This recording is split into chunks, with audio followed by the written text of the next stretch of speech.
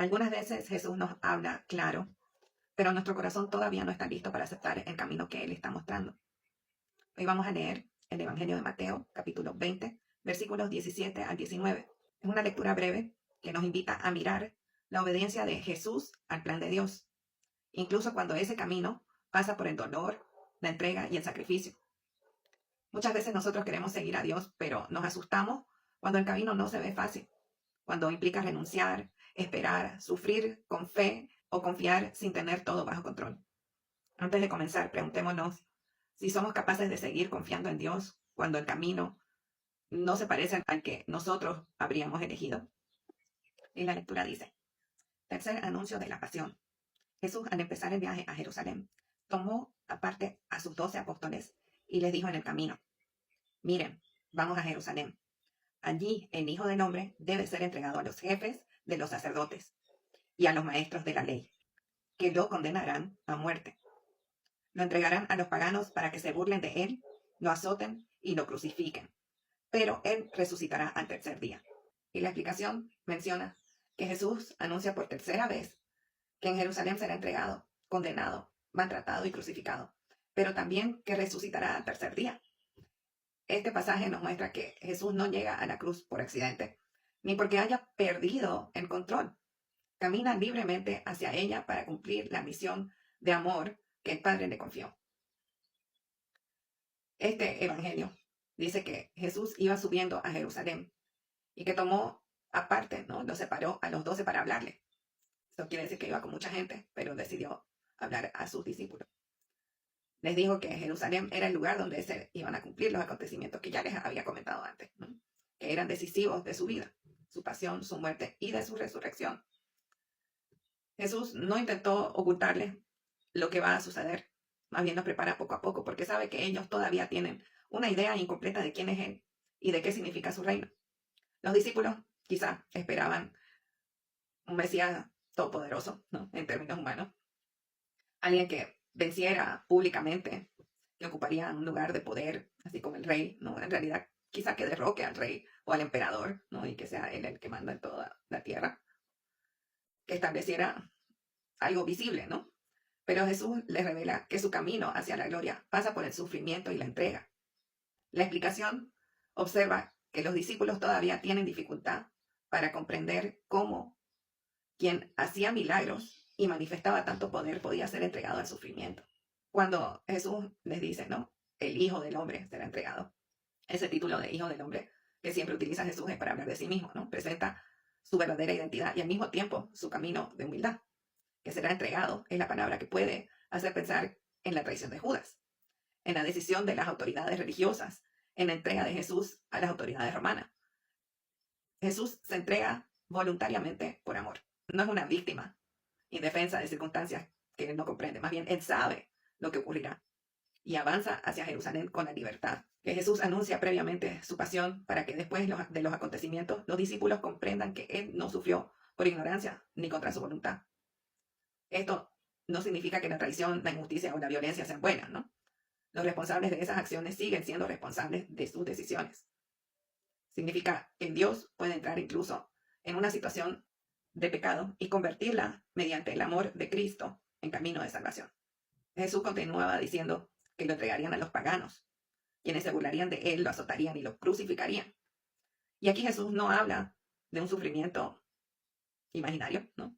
Sino realmente, o sea, que lo iban a humillar, iban a burlarse y humillar, o sea, lo apedrearon, creo también, lo azotaban, que herían su cuerpo y lo crucificarían, donde tendrían una muerte muy cruel y además vergonzosa, porque caminaría por todo el lugar con su cruz para que luego lo martillen y levanten su cuerpo en la cruz colgado de solo esos clavos. Jesús acepta entrar plenamente en este sufrimiento humano. Conoce el dolor físico, el rechazo, la injusticia, la humillación y la sociedad. Por eso, cuando una persona sufre, no se encuentra ante un Dios distante que observa desde lejos, ¿no? El Hijo de Dios ha asumido la condición humana y por eso también se hace llamar el Hijo del Hombre, porque es el único que vino de ser parte de Dios a la humanidad y nació como humano. Entonces, el Hijo del Hombre, el Hijo de Dios. Y ha atravesado el sufrimiento desde adentro. Dice San Agustín contempla la cruz como la expresión suprema del amor de Cristo. Jesús es a la vez quien ofrece el sacrificio y quien se ofrece a sí mismo. No entrega la vida por obligación, sino por amor a la humanidad, para salvarnos, para que haya esa nueva alianza.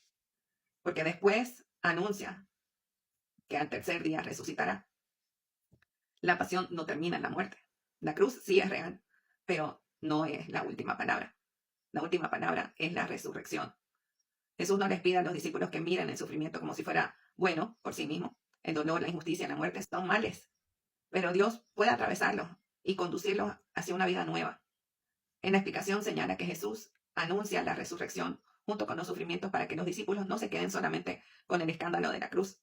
Si Él conoce y anuncia incluso los detalles dolorosos, los discípulos podrán comprender que la resurrección también forma parte del plan de Dios. Cuando Jesús les explica todo ese relato, sigue caminando. No vuelve atrás al saber lo que va a suceder. No busca el sufrimiento por gusto, pero tampoco lo abandona, porque sabe que es su misión, aun cuando cumplirla se vuelva doloroso y que tenga un costo bien alto que su vida, ¿no? Y esto nos da a comprender que permanecer fiel al bien, aunque hacerlo implique sacrificio, forma parte del seguimiento hacia Dios. Jesús pudo haber evitado la cruz, pero no quiso abandonar el amor que había venido a ofrecer. Y dice qué significa este evangelio para nuestra vida. Dice, es fácil decir que se ama a Dios cuando todo marcha bien. La dificultad se revela si el amor está dispuesto a perseverar cuando hay inconveniencia. Jesús enseña una fidelidad concreta, continuar el camino correcto, aunque no sea el más fácil. Y esto se puede aplicar como seguir actuando con honestidad cuando otros engañan, perdonar sin permitir que continúe el daño, cumplir una responsabilidad familiar, sostener la oración durante una sequedad espiritual, buscar reconciliación cuando el orgullo invita a abandonar, permanecer firme en una decisión buena aunque no sea comprendida. El punto es hacer el bien y evitar caer en las tentaciones. Tener esa convicción de hacer lo bueno y de mantenerse en lo bueno, no desviar. Y cuando hay rencor, sacar ese rencor porque no tiene que habitar nada malo en nuestro corazón, ni en nuestro interior, ni en nuestra alma. Cuando se presente a Dios la herida que uno tiene adentro, un miedo, una preocupación, hay que recordar que Jesús no habla del sufrimiento como si no supiera. Más bien, Él sufrió más que nosotros, de manera injusta, y murió por eso. Él puede comprender el dolor humano, y por eso nos entiende.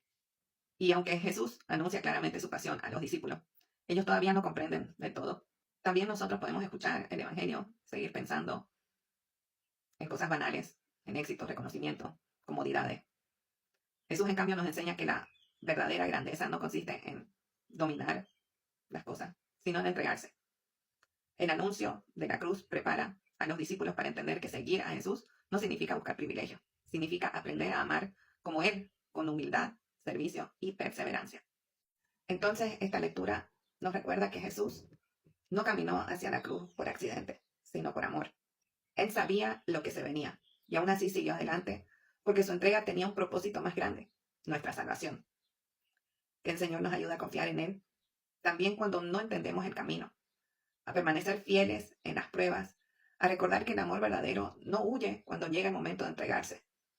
Espero que les haya parecido interesante. Que Dios los bendiga y nos vemos en el siguiente capítulo.